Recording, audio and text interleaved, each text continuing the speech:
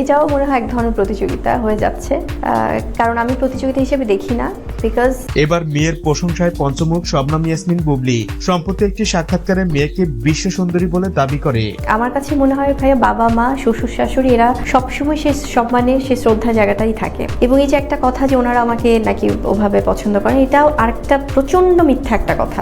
এ সময় তিনি বলেন, একজন সন্তান যতই কালো বা কুৎসিত হোক না কেন, মা বাবার কাছে সে বিশ্ব সুন্দরী। তেমনি আমার কাছেও মনে হয় আমার মেয়ে বড় হয়ে বিশ্ব সুন্দরী হবে, বাকিটা উপরওয়ালার হাতে, তিনি চাইলে সবই সম্ভব। আসলে মেয়েটা কার সেটা আগে দেখতে হবে। শাকিব খানের মেয়ে যদি তার মতো সুদর্শন না হয় তাহলে আর কি হলো।